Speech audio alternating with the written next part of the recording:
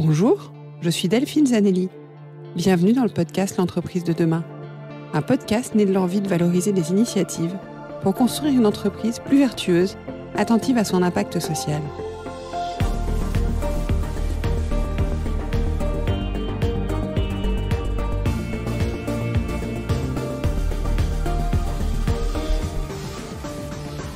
Chaque semaine, vous découvrirez alternativement des interviews de leaders engagés et des clés d'action pour vous engager à votre tour.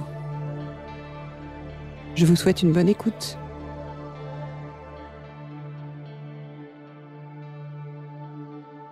Ça y est, le podcast fait peau neuve pour lui aussi avoir plus d'impact. L'idée reste bien sûr de donner de l'écho aux initiatives vertueuses et de s'en inspirer au rythme d'une interview toutes les 2 semaines, le jeudi. À cela vient s'ajouter un format court nommé Pourquoi pas vous, qui a pour objectif de vous proposer des clés d'action pour vous engager à votre tour. Tout ça a pu voir le jour grâce à l'active collaboration de Lorraine Pagès de Ose Masterclass, que je remercie. Alors, prêt à faire émerger ensemble de nouveaux modèles en entreprise ? Plus justes et adaptés à notre époque ? C'est parti !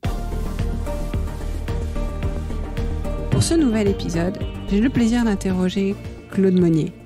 Claude est DRH de Sony Music, ou plutôt comme il se présente sur sa carte de visite, humain avant tout, et ça lui va bien. Claude a un point de vue riche, singulier et éclairant. Nous parlons de gestion de l'échec et d'estime de soi, du rôle de l'entreprise dans la répartition du travail et de la richesse, de la façon dont l'entreprise doit interroger son modèle et se préparer aux crises futures, pour œuvrer à une entreprise plus inclusive dans tous les sens du terme. Écoutons-le. Bonjour Claude. Bonjour. Merci d'avoir accepté mon invitation. Donc Claude, vous êtes Chief People Officer chez Sony Music. On va parler de l'entreprise de demain, mais avant ça, j'aurais voulu parler un petit peu de vous. Est-ce que vous pouvez me dire en quelques mots, me parler de votre parcours, de qui vous êtes et des convictions qui vous animent ? Avec plaisir.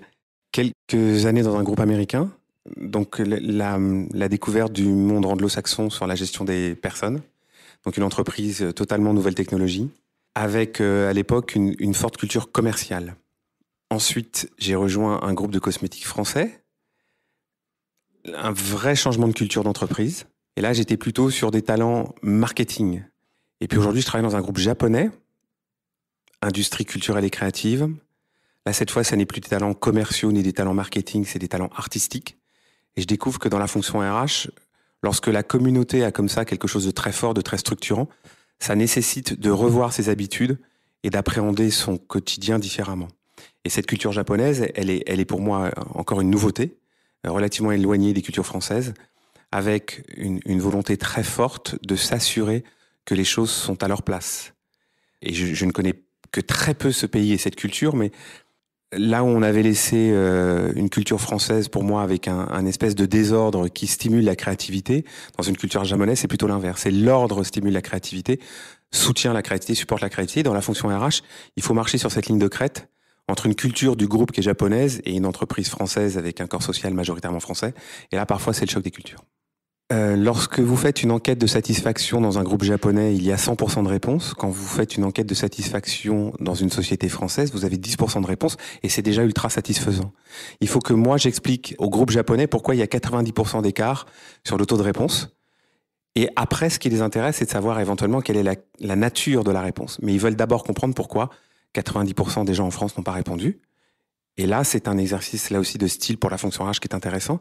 C'est d'appréhender ces différences culturelles et d'expliquer que derrière ça, il y a de la diversité et de la richesse et non pas forcément une opposition ou une non-adhésion à quelque chose. D'accord. Et vous êtes Chief People Officer depuis tout ce parcours. Enfin, vous étiez déjà dans les ressources humaines ? Oui, je peux regarder aujourd'hui en arrière. J'ai commencé à travailler dans un poste de recrutement, dans un cabinet, consultant. Et ça fait maintenant plus de 25 ans que je fais des ressources humaines. Et sans vouloir exagérer le jeu de mots, je fais de moins en moins des ressources humaines pour faire de plus en plus des sciences humaines. Donc, je suis rentré dans cette fonction par le biais du recrutement. Ensuite, il y a une entreprise qui m'a apporté la capacité à gérer énormément de croissance, ce groupe américain. Rejoindre une entreprise industrielle et marketing, ce groupe cosmétique, là, c'était l'apprentissage de process, de procédures, un groupe de plus de 80 000 personnes à l'époque. Donc, une appréhension des volumes, des espaces et de la taille d'un corps social complètement différent, avec un enjeu fort de dialogue social. Et aujourd'hui, dans ces industries culturelles et créatives, j'ai énormément désappris ce que j'ai fait avant. Et je m'aperçois que les ressources humaines ont leurs limites. Les gens qui sont dans le groupe Sony le sont par passion. Les rémunérations sont souvent inférieures à ce qu'on peut trouver dans d'autres secteurs d'activité. Et que les ressources humaines sont confrontées à des limites assez rapidement sur la gestion des ressources humaines. Et il y a un plus fort engagement sur les sciences humaines. Grosso modo, pour simplifier, le rôle d'une maison de disques, c'est de détecter des talents et de permettre la rencontre entre ces talents et leur public. Je fais à peu près la même chose avec les talents internes. C'est-à-dire que moi, j'essaye de détecter les talents, de les développer avec beaucoup d'humilité et de m'assurer que ces talents-là vont rencontrer leur public en interne. C'est-à-dire que chacun va avoir une audience à la hauteur de ce qu'il fait, une reconnaissance à la hauteur de ses compétences et de performances, que chacune va être reconnue, quelles que soient ses caractéristiques subjectives. Donc un énorme travail sur l'inclusion, un énorme travail sur la diversité, et aussi un énorme travail sur la gestion de l'échec. Quand vous sortez à peu près 500 albums par an, il y en a un certain pourcentage qui rencontre son public et qui économiquement est un succès. Mais il y a beaucoup plus de projets artistiques dans le monde musical qui ne rencontrent pas le succès économique et parfois même pas le succès du public. Donc vous avez, pour la première fois en tant que RH, un groupe, un collectif qui travaille plus longtemps sur des choses qui ne vont, entre guillemets, pas marcher que sur des choses qui vont marcher. Alors là où il y a plein de secteurs où l'échec est quelque chose qu'on essaye de réduire, bannir, mesurer et dire on ne refera pas la même l'année d'après, dans la musique c'est un peu l'inverse. C'est que c'est au travers de ce volume d'échecs qu'on arrive à parfois avoir des succès. Ça ressemble un peu à une approche recherche et développement dans le monde médical. Je connais très peu ce monde, mais et on sait que parfois on a trouvé des molécules, on a trouvé des vaccins, on a trouvé des choses uniquement un peu par essai-erreur ou un peu par hasard, etc. Le fameux travail de chercheurs, la pénicilline, etc., etc. La musique, ça pourrait être une forme d'analogie. Beaucoup de choses ne fonctionnent pas, parfois quelque chose marche. C'est comme dans les sciences humaines, c'est pas les sciences exactes. Ah d'accord, donc en fait, voilà, vous êtes plus dans l'action. L'idée, c'est qu'il faut agir, il faut produire, il faut sortir, il faut détecter, il faut y aller, il faut tester. Et c'est avec ça qu'on va marcher, quoi. Oui, et il faut psychologiquement accompagner le groupe et chaque individu, parce que si on voulait faire un parallèle avec notre éducation, on est plus formé à l'école à apprendre des choses, à acquérir des savoirs académiques, et on part avec une note de 20, quand on fait des erreurs, ça descend. Là, dans la musique, ça marche pas comme ça. C'est-à-dire que on fait plein d'erreurs et puis de temps en temps, entre guillemets, on a quelque chose qui fonctionne. Et donc ça nécessite un accompagnement psychologique parce que c'est une vraie rupture par rapport à ce qu'on a appris dans notre enfance ou à l'école. Est-ce que ça a des choses à nous apprendre à nous autres? Énormément. Moi, je pense que c'est la séquence professionnelle qui a le plus pénétré dans ma vie personnelle. Le droit à l'erreur, quelque chose qui pourrait se traduire par une phrase qui est échoue, échoue encore et échoue mieux. J'ai rien inventé, hein, ça vient de l'oratoire. Et là, je m'aperçois que dans la vie de tous les jours, c'est très appréciable. La notion de performance absolue et le culte du premier, j'ai pris énormément de distance par rapport à ça. La notion de échoue mieux ou échoue encore, et pour autant, ce ne sera pas au détriment de la reconnaissance que tu vas recevoir. Ça m'intéresse beaucoup. Un énorme travail de réflexion sur l'estime de soi. Ouais, c'est clair. Et l'estime de soi, entre la vie personnelle et la vie professionnelle, on sait qu'elle peut être maltraitée. Si aujourd'hui, vous regardez la place qu'a pris l'identité professionnelle dans notre société, preuve en est, les gens qui n'ont pas de boulot, c'est compliqué. Et puis souvent, vous allez dans un dîner en dehors de votre vie professionnelle, un samedi soir. En général, la première ou la deuxième question qu'on pose, c'est qu'est-ce que tu fais dans la vie ? Donc, ça veut dire qu'on se définit beaucoup, en tout cas dans notre société, par cette notion d'identité professionnelle. C'est devenu presque la vitrine, l'élément le plus structurant. Moi, je crois que là, il y a des risques en termes d'estime de soi, parce qu'on a tous des temps faibles dans notre vie professionnelle. Soit on est en poste, mais ça marche pas. Soit on n'a pas de boulot. Pour autant, on reste un individu plein de qualités, savoir-faire, savoir-être. Et que l'estime de soi doit être mise au centre de la fonction RH ou de ses préoccupations. Et c'est ce que m'a appris l'industrie culturelle et créative. Un artiste peut avoir du succès pendant 10 ans, faire un album qui est un échec total. On pense que c'est terminé et redevenir une star absolue. Je citerai pas de groupe, mais il y a un groupe français qui est en plein succès actuellement avec ses best-of. Énorme succès, un passage à vide, une traversée du désert, retour au succès. C'est ce qu'on vit dans la vie. Ah, c'est extrêmement intéressant. Du coup, qu'est-ce que vous faites par rapport à ça ? Qu'est-ce que vous mettez en place pour justement, vous dites que vous reconnaissez malgré tout, donc vous reconnaissez le nombre de projets sortis On s'intéresse beaucoup au partage de l'échec. Donc, on essaye de permettre à l'individu et au collectif, lorsqu'il est confronté à un échec, de ne pas être tenté de l'enfermer dans une boîte et de se dire, bon, je ne veux plus en parler. Mais un travail quasi inverse, c'est d'essayer de tirer une forme d'enseignement de ces échecs, des choses qui n'ont pas marché. Donc ça, c'est quelque chose qu'on pourrait qualifier d'expérientiel. On essaye de partager cette expérience du truc qui n'a pas marché pour qu'éventuellement, le groupe puisse se dire, on a identifié les clés du non-succès de ce projet et que c'est probablement quelque chose qui peut nous faire gagner du temps ou gagner du raisonnement par rapport aux projets futurs qui vont arriver. Plutôt que raisonner à l'inverse, qui est de partager les succès comme si c'était le Graal absolu et de mettre une pression sur toutes et tous en disant voilà ce qu'il faut faire. En l'occurrence, c'est pas si simple, le voilà ce qu'il faut faire. On n'est pas tous armés de la même manière, on n'a pas toujours tous les mêmes moyens, c'est pas toujours les mêmes matériaux au départ pour réussir un projet. Et puis tout ne dépend pas de vous. Tout ne dépend pas d'un individu ou d'une fonction ou d'une personne, c'est l'importance du collectif. Et on sait aujourd'hui que dans la carrière des artistes, c'est du travail de groupe, même si après on ne voit qu'une personne souvent sur une scène. Autour, il y a énormément de monde. D'ailleurs, en coulisses, il y a tellement de monde qu'on est vraiment dans une approche systémique de la création artistique. Et ça, c'est essentiel dans une maison de disques où aujourd'hui, plus que jamais, il y a une paupérisation de la création artistique qui est incroyable. Il sort par semaine à peu près 40 000 tracks, 40 000 chansons, principalement sur les plateformes de streaming. Donc quand vous êtes un artiste, que vous débutez dans votre carrière, vous êtes confirmé et que vous vous dites cette semaine, au niveau mondial, des milliers, si ce n'est des dizaines de milliers de chansons vont sortir, être accessibles au public, qu'est-ce que moi je peux faire pour que ma chanson, elle rencontre son public? Et là, ça aussi, c'est une sacrée leçon d'humilité pour les artistes. Et la leçon d'humilité pour les artistes, elle est aussi une leçon d'humilité pour les gens qui travaillent dans ce milieu. Ah, c'est clair. Et du coup, c'était passionnant. J'ai d'autres aussi questions à vous poser. On pourrait continuer sur ce sujet, mais je vais passer à la suite. Je voulais un petit peu avoir votre vision, là, de manière plus macro, sur le rôle de l'entreprise aujourd'hui dans l'évolution de la société. Alors, ce filtre est intéressant, d'ailleurs. Mais voilà, aujourd'hui, l'opinion publique s'accorde à dire qu'on attend autant de l'entreprise, quelque part, que du gouvernement, puisque le gouvernement ne pourra pas répondre à tout, pour faire évoluer notre société. On a vu d'ailleurs que les entreprises ont joué pour certaines des rôles bien spécifiques pendant toute la période qu'on a connue là, dans le confinement et liée à la Covid. Pardon. Quelle est votre opinion là-dessus? Comment est-ce que vous voyez ce rôle?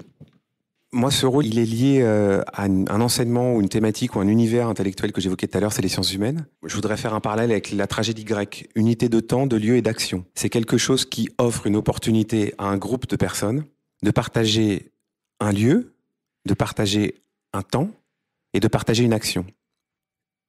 Pour développer ce raisonnement, je pense qu'il y a un rôle de l'entreprise sur l'estime de soi. Il y a un autre rôle de l'entreprise, c'est de pouvoir renforcer un sentiment d'utilité chez chacun. Et là, on pourrait faire le lien avec toute la littérature et toutes les conférences qui existent aujourd'hui sur la notion de sens du travail. Et il y a, de mon point de vue, un autre rôle majeur de l'entreprise, c'est de permettre au groupe et à l'individu de partager, de transmettre, de répartir. Je vais prendre quelques illustrations. Je crois qu'aujourd'hui, il y a une répartition des richesses patrimoniales, culturelles, assez inégale. Si vous regardez au niveau géopolitique, au niveau social, le nombre de personnes qui détiennent 80, 85, 90% de la richesse mondiale, je crois que c'est quelques dizaines de personnes. Il me semblait, vision assez utopiste des choses, mais je me reconvainc de ça tous les matins, il me semblait que l'entreprise avait pour logique de produire de la richesse et de partager cette richesse. Or, je m'aperçois que cette richesse se concentre. J'espère que l'entreprise va se réinterroger sur ce modèle du partage et de la répartition. Je prends un autre exemple concret. Je crois qu'on est aux alentours de 800 000 à 1 million de personnes qui ont soit perdu leur emploi, soit vu leur précarité s'aggraver du fait de la crise.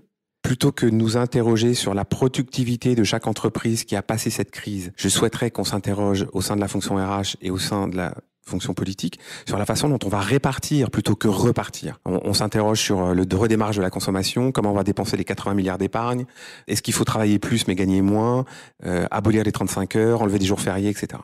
Je ne suis pas sûr que les gens qui travaillent aient la possibilité de travailler plus pour certains, mais par contre je suis sûr que les gens qui ne travaillent pas, pour les raisons qu'on a évoquées précédemment, ont besoin de travailler. Et que plutôt que faire repartir le système qui est en place, il me semble plutôt intéressant de repousser ces frontières extérieures et de répartir cette notion de travail. Parce que ça répartira la reconnaissance, ça répartira, entre guillemets, les richesses, et que la précarité des uns fait la précarité des autres. Moi, aujourd'hui, dans l'univers dans lequel je travaille, ces 800 000 à 1 million de personnes sont pour certains, des intermittents, des artistes, des gens qui étaient liés au monde de la créativité, des freelances, des prestataires, etc., etc. Tous les collaborateurs et toutes les collaboratrices de Sony Music ont quelqu'un concerné par ça dans leur entourage. Un père, une mère, un frère, une sœur, un colocataire, un cousin, un enfant, le meilleur ami, etc. Donc cette précarité issue de la crise, par capillarité, elle touche les personnes de la maison. Nous, on n'a pas eu recours au chômage partiel. Je vois bien qu'ils sont concernés directement par cette précarité. Donc le rôle de l'entreprise, pour moi, c'est répartir. Le rôle de l'entreprise, c'est aussi de transmettre, parce que là, il y a un enjeu intergénérationnel extrêmement fort. Et ne pas transmettre sur un temps court, à savoir qu'est-ce qu'on va faire la semaine prochaine pour les 3-4 personnes dans telle ou telle équipe, c'est qu'on ait la capacité à se projeter sur des cycles plus longs. Qu'est-ce qu'on va faire pour la génération qui va rejoindre le monde du travail dans les 2-3 années à venir, de manière très pragmatique. Pensons aux mômes qui doivent faire des stages de 3e cette année en décembre. Ça va être compliqué. Pensons aux jeunes adultes qui ont eu leur bac et qui se disent qu'est-ce que je fais après, ou pensons à tous ceux qui ont eu un diplôme d'enseignement supérieur ou d'enseignement secondaire et qui sont rentrés dans la vie professionnelle, qui sont sur le marché du travail. C'est quand même un parcours du combattant cette fois-là, pour plein de raisons, des raisons certes conjoncturelles, mais structurellement, je pense que ça doit nous interroger sur 2 points. Ne pas se faire prendre par l'illusion de la fin de cette crise, elle est certainement pas terminée, et je pense qu'on doit aussi se mobiliser à préparer la prochaine, qu'elle soit écologique, économique, sociétale, politique, sanitaire, de je ne sais quel ordre. J'espère qu'on va s'y préparer un peu mieux qu'on s'était préparé à celle-ci, et qu'on ne doit pas le faire pour notre propre sécurité professionnelle ou économique. On doit le faire pour essayer d'améliorer les choses pour les générations qui arrivent. Gouverner, c'est prévoir. Je pense que c'est le rôle de l'entreprise. Donc l'entreprise a vraiment son rôle à jouer. Énorme. Et elle a un rôle à jouer au-delà du Code du travail, qui doit faire un peu plus de 6000 pages en France. C'est que je suis de plus en plus dubitatif sur cette relation unique et asymétrique liée au contrat de travail en France. J'ai une entreprise, j'ai un employeur, j'ai une employée, il y a un contrat de travail qui les lie, et la notion d'ajustement de cette place de marché, c'est le prix, la rémunération. Moi, je crois davantage à la valeur qu'au prix. Je crois à la valeur de ces échanges-là, qui peuvent s'inscrire dans une autre logique que la dimension contractuelle, et qui doivent être dans une logique, cette fois, de réciprocité des choses. Et que cette construction-là, l'entreprise, elle doit le faire avec des dispositifs et des modalités d'application bien différentes. L'importance des nouveaux statuts des travailleurs, la notion de on a fait un bout de chemin ensemble, on se sépare, peut-être qu'on se croisera une deuxième fois, etc., etc. Alors qu'en France, on bosse ensemble longtemps, on essaye de faire en sorte que ça dure, et puis quand on se quitte, parfois ou souvent mal, mais on retravaille rarement ensemble. Ça change, ça change. Et je pense que ça doit changer. Et ça réinterroge nos modèles juridiques. Mais du coup, vous voyez comment le modèle de l'entreprise de demain? C'est une entreprise plus ouverte, plus un collectif ouvert, qui n'est pas forcément lié d'ailleurs par un contrat de travail? Oui. Je ne sais pas. Oui, c'est exactement ça. C'est interroger le cadre juridique dans lequel on s'inscrit, en l'occurrence le droit social français, qui est contraint d'un côté par le droit du travail et contraint de l'autre par la jurisprudence. Je crois qu'il n'y a pas un RH aujourd'hui qui peut avancer sans avoir un avocat en droit social dans son réseau. Je crois que l'entreprise doit aussi réinventer la façon dont elle transmet les connaissances qu'elle a en son sein. Et je pense qu'elle doit aussi s'interroger sur la capacité dont elle est inclusive. Et l'inclusion au sens très large du terme. D'un point de vue générationnel, d'un point de vue diversité, d'un point de vue ethno-racial, d'un point de vue orientation sexuelle, d'un point de vue culturel. La problématique du clonage tel qu'on la connaît depuis des décennies en France, tel diplôme, tel niveau de rémunération et telle expérience dans le même secteur, je pense que ça, il faut le revisiter. Je crois que plus que jamais, que l'inclusion doit aussi interroger notre capacité à intégrer des gens très différents de ceux qui sont dans l'entreprise et les intégrer de manière très différente de la façon dont on a intégré auparavant. La phrase qui m'inquiète le plus aujourd'hui dans l'entreprise, c'est « on a toujours fait comme ça ». Ça, celle-ci, je pense qu'elle est à bannir. Mais il faut aussi permettre aux gens d'arriver à se projeter autrement, parce que tout à l'heure, vous parliez des intermittents, etc. Voilà, réintégrer, proposer, faire une proposition à ces gens-là, il faut aussi qu'on leur donne des clés pour se projeter dans un univers différent. Moi, j'ai autour de moi des gens qui sont de ce milieu, qui ont réintégré des organisations et pour qui j'ai le sentiment que ça reste un échec de leur talent artistique, etc. Alors qu'au final, c'est des gens que je vois artistes toujours. Donc je pense qu'il y a aussi comment est-ce qu'on aide ces gens-là, je prends cet exemple parce qu'on en a parlé, mais ça peut être des tas d'exemples. Ça peut être nous demain. Je veux dire, voilà. Comment est-ce que l'entreprise, au sens large, avec un grand E, nous aide à nous projeter sur d'autres choses, quoi. Alors, je vais essayer d'y répondre avec le pourquoi et le comment. Le pourquoi, c'est que vous venez de le définir.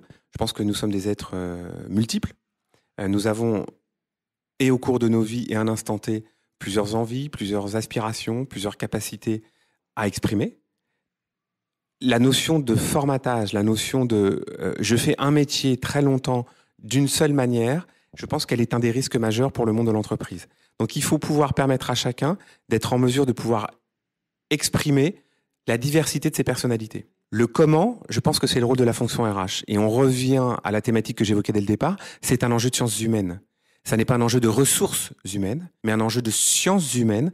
On est bien sur une approche aujourd'hui systémique de la société qui doit avoir recours à la psychologie, la sociologie, l'ethnologie, l'éthologie, etc. Et quand on revient dans cette redéfinition par rapport à l'humanité, ou même en étant un peu démago au monde du vivant en général, ça réinterroge une autre relation qui est aujourd'hui, à mon avis, arrivée à un stade critique, c'est la relation à notre planète, à notre environnement, à la nature. Moi, la personne qui m'a le plus inspiré en termes de sciences humaines ces derniers temps, c'est la petite Greta. Parce que dans le courage, dans la prise de parole, dans la posture, dans la capacité à se confronter à un milieu relativement hostile pour elle, néanmoins, il y a de la cohérence, de la consistance, il y a une réflexion de fond qui est très long terme. Alors que moi, je m'inscrivais dans qu'est-ce que je vais gérer comme problème demain et éventuellement quel problème après-demain. Et elle fait des sciences humaines et je pense qu'elle est aujourd'hui une des plus grandes chercheuses en sciences humaines qu'on peut côtoyer. Pour un RH, c'est une vraie leçon.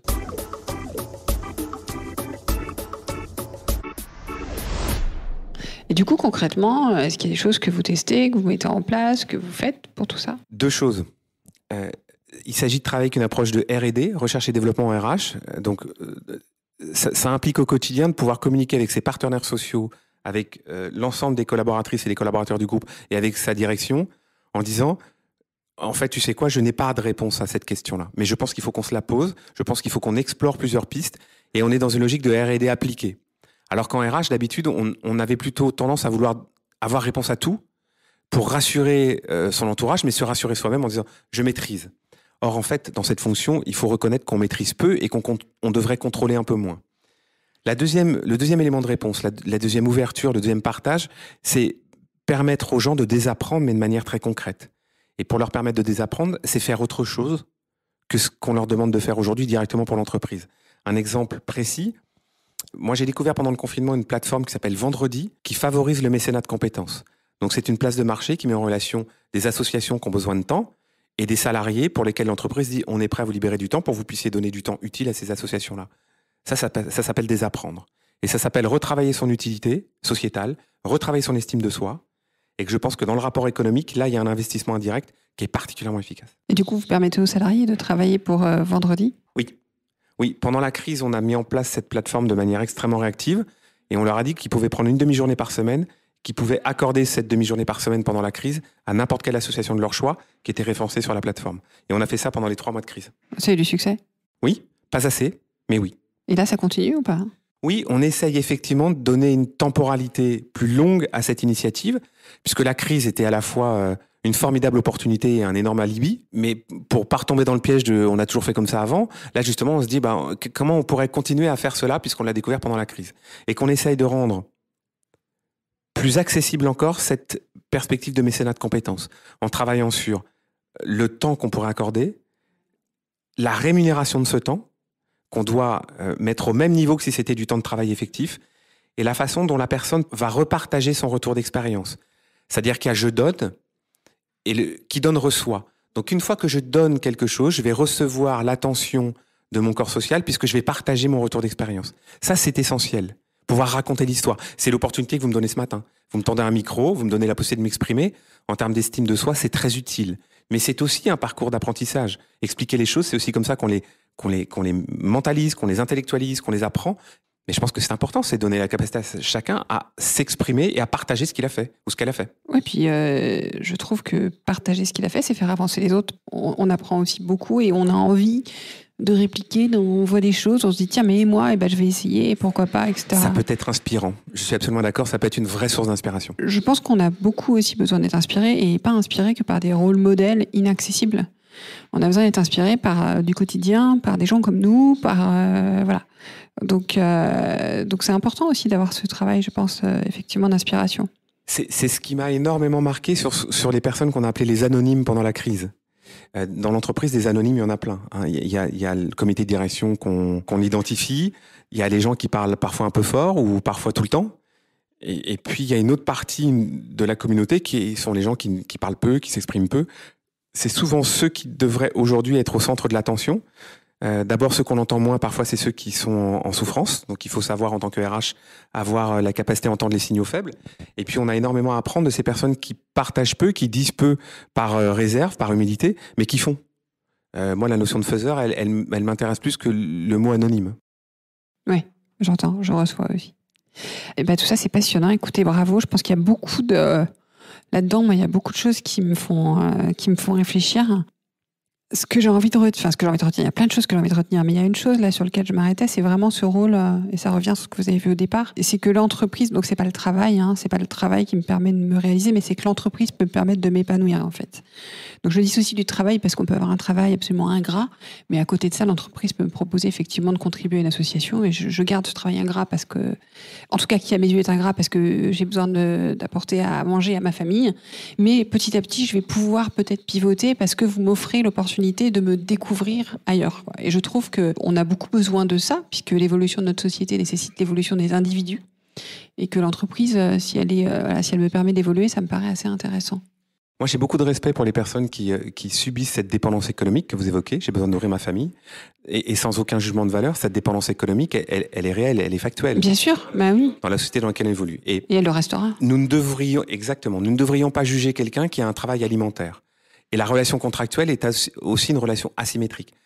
Si l'entreprise se dit, ça c'est un fait, mais qu'elle donne la possibilité à chacune et à chacun de pouvoir être dans la sociabilisation, au-delà de cette dépendance économique, c'est déjà quelque chose qui devrait permettre de se développer. Complètement. Et peut-être du coup d'aller sur un futur travail qui ne sera plus dans la dépendance. Absolument. Et ça réinterroge les notions de lieu de travail. Passer du confinement à je retourne au bureau, où je retourne à l'usine, où je retourne dans mon commerce, dans mon hôtel, je retourne dans ma voiture, je retourne dans mon camion. Ce lieu de travail, il est à repenser. C'est-à-dire ? Il est à repenser parce que il ne faudrait pas que ça devienne un deuxième lieu de confinement et un deuxième temps de confinement. Mmh. C'est très juste. Cette fois, c'est un autre mot qu'on n'a pas encore utilisé, mais qui a énormément d'importance pour les relations sociales et en termes de sciences humaines, c'est l'émotion. C'est qu'on doit essayer de réfléchir à des lieux de travail qui vont permettre d'accueillir les émotions ou de laisser des émotions s'exprimer. Alors je sais qu'en France, il y a beaucoup de pudeur sur la place de l'émotion dans l'entreprise, qu'il n'est pas toujours très bon de montrer ses faiblesses ou d'être trop poli, etc. Il y a une culture un peu napoléonienne du je suis désagréable, c'est très vertical et c'est très autoritaire. Je pense qu'on rentre dans une ère où les émotions de l'importance. Je vais à nouveau citer Greta. Quand elle s'adresse à l'Assemblée générale des Nations Unies avec un ton très affirmé, mais en même temps avec des larmes plein les yeux, c'est pas un aveu de faiblesse, c'est un aveu de conviction. Et je trouve l'exemplarité absolue. Ou quand Nelson Mandela sort de quasi 3 décennies d'enfermement, dans son discours d'investiture pour la présidence, il explique qu'il va pas diriger son pays en étant devant, mais en marchant derrière son peuple. C'est pas un aveu de faiblesse, c'est un aveu d'intelligence. Et ça, c'est lié aux émotions. Lié aux émotions que cette jeune femme et que cet homme ont vécu avec des espaces-temps différents, mais qu'ils ont souhaité partager avec les autres. Et partager ces émotions, c'est indispensable. Je suis d'accord et je pense que c'est un sujet en soi. Partager ses émotions, partager ses passions, partager ses convictions aussi, puisqu'on a le droit d'avoir des convictions et l'entreprise peut nous aider à les faire avancer. Mais on va s'arrêter là pour aujourd'hui. Merci beaucoup Claude. Merci à vous. Et puis sûrement à bientôt. À bientôt. Merci pour votre écoute. J'espère que l'épisode vous a plu. Faites-le moi savoir en laissant des étoiles et des commentaires sur Apple Podcast. Cela me permet de le faire connaître, le podcast, et m'encourage à le poursuivre. Rejoignez-moi également sur le groupe LinkedIn L'entreprise de demain pour échanger avec d'autres auditeurs, proposer des invités.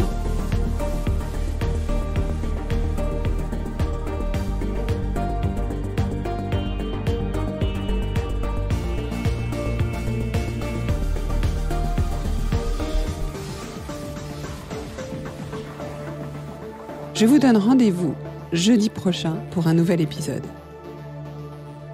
Cette série est produite par Delphine Zanelli et Ose Masterclass. Réalisation sonore, Cyril Carillon. Et au micro, Delphine Zanelli.